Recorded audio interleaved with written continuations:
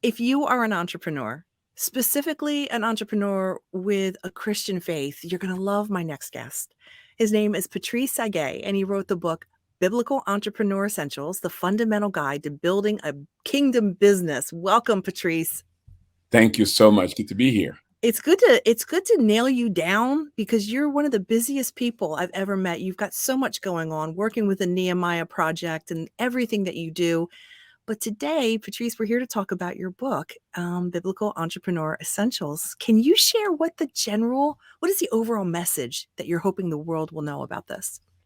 The general message of the book is that there are some essential keys to building a kingdom company, building a thriving business. And what we've done is that we've brought those essential keys into this book. When you read it, it unpacks for you what does entrepreneurship mean? What is the essence of an entrepreneur? And how do you go from being an entrepreneur to being a social entrepreneur to being a kingdom entrepreneur? Right? So we make those distinctions and kind of give you some guiding pathways on how to get there and how to get them where they're successful. So I'm really good at being an entrepreneur with the ideas. And then that's kind of where I stop. I imagine there's a lot more steps that come with that. Are you able to share about maybe that cycle that happens? Oh, for sure. Most individuals begin at what we call a discovery stage, where you maybe business is for you, you're considering business, you have an idea, maybe not. And then you go into what we call a startup phase, where you actually has conceived an idea Mhm. and you actually launch and begin to have active revenue. And that's kind of the exciting time, right? Mhm. And then you get to a place called break even, where now you generate enough revenue to cover your expenses. It's kind of we call that in the general terms, you're now beyond your proof of concept. This thing kind of works, Right, but then you're not profitable yet. right. So then the next stage is how do you become profitable? How do you create margins consistent with industry standard or even better? We believe that kingdom businesses can perform better than industry standards. And then you get to a place called sustainability because we believe that profitability is not the ideal stage of the business cycle. Okay. Sustainability is because profitability presents a positive in that you're making money, but it can also be a trap in that you don't have the systems and the people in place to allow you to keep being profitable while as an entrepreneur having your freedom. Mm. Start businesses to create job for ourselves. We start business to create job for other people. So that's why we believe that the ideal stage is an area called sustainability, where your business is being run by people and system, the right people in the right position and the right systems. And then of course you scale and then you exit. You have such a great point because after a few months, that adrenaline of only sleeping 4 or 5 hours, that gets old, you know? So you need to move on and go, how are we gonna scale this? What if something happens to me, to have the right people? Plus, what a gift to be able to share and, have people use all their talents, be able to be part of a team to build a business. What fascinates me, Patrice, is that you you work with all different, um worlds, with all different cultures. You work with the US, you work with third world communities. Is it just a basic principle that applies to all if you're talking about millionaires or somebody who can start up for $100? The beauty of entrepreneurship is no matter what country you're in, no matter what your social background, your education, business is business is business. As a matter of fact, most of the time, people in third world countries, they're entrepreneurs. It's just innate. They do it by default, Mm, right? The problem with that is that they're not intentional about best practices, right? And right, so how do you combine the innate gift of entrepreneurship with intentionality of best practices right. to allow you to build a sustainable, scalable business? I imagine the US is very unique in the way that we have people who, well, I'm an entrepreneur, I'm gonna go to business school, I'm gonna go to these great Ivy League schools and learn how to do this. This is a bubble. This isn't like real life for the rest of the world. So how do they learn? How are they seeded and begin to grow typically? Well, hopefully, books like mine, and Yeah. as the organization that I lead, the NEMA project, we have centers around the world where entrepreneurs, individuals can get access to.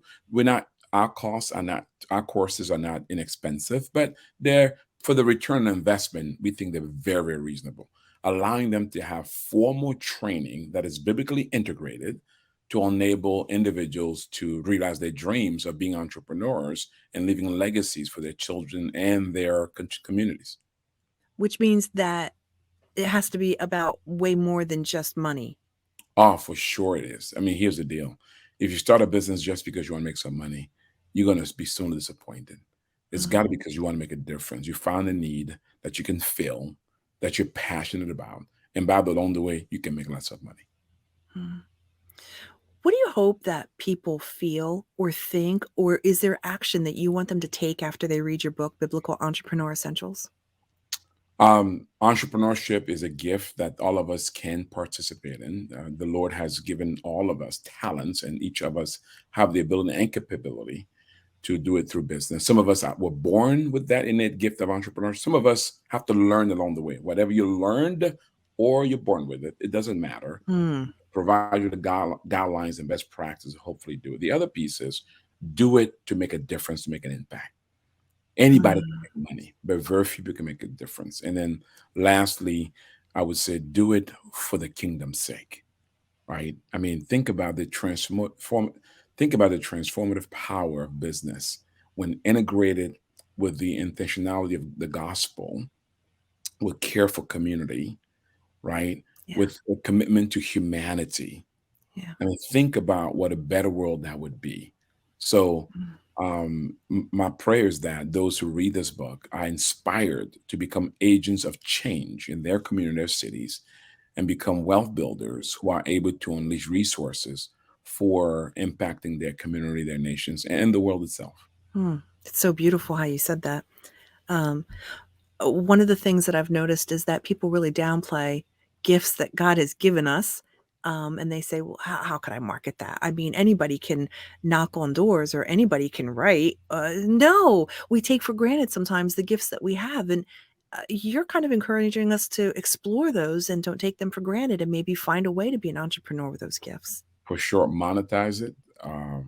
Learn to, our gifts were not giving for us; they were giving for others, right? Mm, And the thing about entrepreneurship and business is that whatever I hold to myself, I don't trade, doesn't have value, right? The oh, value wow. is in the trade. The value is when in exchange. In other words, for instance, Susan, you have a business, you have a service. I'm accessing your service at this point. I'm accessing your gift as Right. as you're trading with me. I'm validating, giving value to your Yes. giftedness and to your service. And more of us do that, the more valuable what you have becomes. And that's how wealth is created. The value is in the trade. That is gonna stay with me all day. And I'm gonna put you on the spot here. I haven't asked you to do this, but if you can recall a story, is there one success story where I've got goosebumps just thinking about it, that just you go, "Wow, this this is the story I need to share." I got several, but let me pick my favorite Okay. here in the United States. So a good friend of mine, she's a client also named Rashida Cohen. She came out of school. She started to be a chiropractor and she was interning for a mentor. And she noticed that her mentor was struggling in business. She came to my class and said, "Hey, would you help my mentor?" I said, "Did your mentor send you?" She said, "No." I said, "Well, why don't you learn this stuff and go help her?" Mhm. Well, she took my class and then began to learn. Soon her mentor said, I want to sell my business. She came to me, she says, "I want to buy the business." She wants to sell it. I said, "Do you have any money?" She said, "No. Can you help me?" Long story short, we helped her. She finished the class. We encouraged her actually not to buy the business because the mentor would not be transparent about the value. Right. We encouraged her to start from scratch. Within 5 years, she was doing $1 million a year. Oh my Today, her gosh. husband works with her. She's the oldest of a family of 9, and she's the most successful person in her family. And she's been able to change the trajectory of her destiny by having the courage to say, "I can do that too," and leveraging the gift that she has to help people through chiropractic. And today, she's an entrepreneur. Fantastic way to end the interview. And for those that are just listening to the interview on the radio, can you share how to get a hold of you? Yes.